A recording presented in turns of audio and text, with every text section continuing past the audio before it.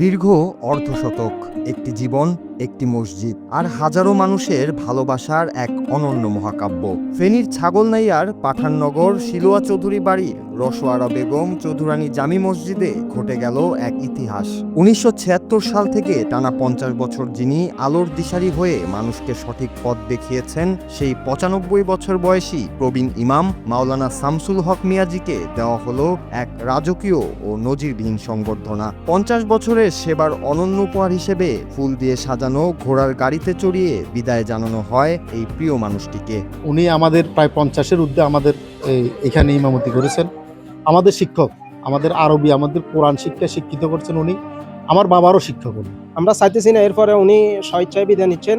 তখন আমি হুজুর কাছে কৃতজ্ঞ, এলাকাবাসীর কাছে কৃতজ্ঞ। উনি আমাদেরকে সর্বোচ্চ চেষ্টা করে গেছেন, আমাদেরকে যেভাবে দিক নির্দেশনা দিয়েছেন, আমরা ওনার কাছে কৃতজ্ঞ। বিদায়ের পর তৈরি হয় এক হৃদয় বিদারক পরিবেশ।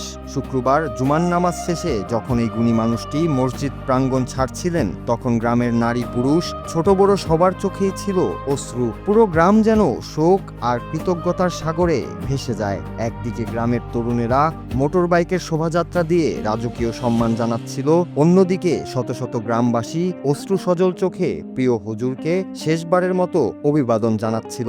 বিদায় লগ্নে এলাকাবাসীর পরম শ্রদ্ধার প্রতীক হিসেবে তাকে নগদ ৩ লাখ টাকা ও নানাবিধ স্মারক উপহার প্রদান করা হয়। উনি দীর্ঘদিন আমাদের এখানে খতিব হিসেবে ছিলেন। এর আগে ইমামতে এই করছেন, ওনার দাদাই করছেন, ওনার বাবা করছেন।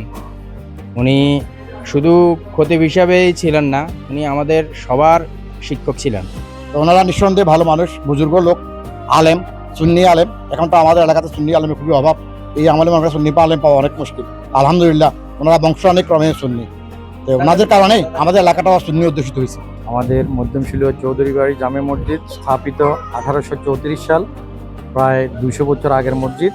পুনর্নির্মাণ রওশনারা বেগম চৌধুরানী জামে মসজিদ। আমাদের মসজিদের ইমাম বার্ধক্যজনিত কারণে উনি অবসরে যাচ্ছেন, ওনাকে আমরা আজকে আনুষ্ঠানিকভাবে বিদায় জানাইতেছি।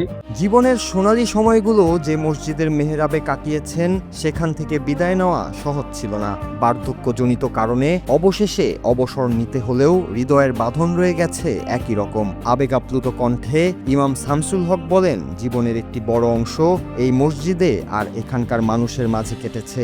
বিদায় লগ্নে সবার কাছে একটাই চাওয়া, সবাই যেন তার জন্য দোয়া করেন। দীর্ঘ ৫০ বছরে তার বিনয়, প্রজ্ঞা আর ভালোবাসায় ছাগলনাইয়ার মানুষের হৃদয় তিনি যে আসন গড়েছেন, আজকের এই রাজকীয় বিদায় তারই উজ্জ্বল প্রমাণ।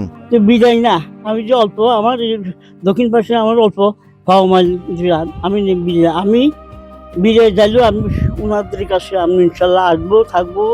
আমি প্রতি সাপ্তাহিক যেন জুমার নাম রাধা খুঁজতে পেরেছি, আল্লাহ পাকি তো আমাদের দান করেন।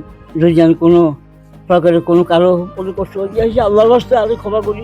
সমাজে যখন সম্পর্কের টানাপোড়েন আর ভালোবাসার অভাব দেখা যায়, তখন ফেনীর এই বিদায়ী সংবর্ধনা আমাদের শেখায় সত্যিকারের ত্যাগ ও নিষ্ঠার মর্যাদা জনগণ ঠিক এভাবেই ফেরত দেয়। এক মসজিদেই ৫০ বছরের পথ চলা শেষ করে তিনি যখন ঘোড়ার গাড়িতে চেপে নিজ গ্রামে ফিরছিলেন, তখন সেই বিদায় কাঁদিয়েছে সবাইকে, কিন্তু একই সাথে অনন্য এক দৃষ্টান্ত স্থাপন করেছে পুরো দেশের সামনে। Noor Raju, Bangla TV, news desk.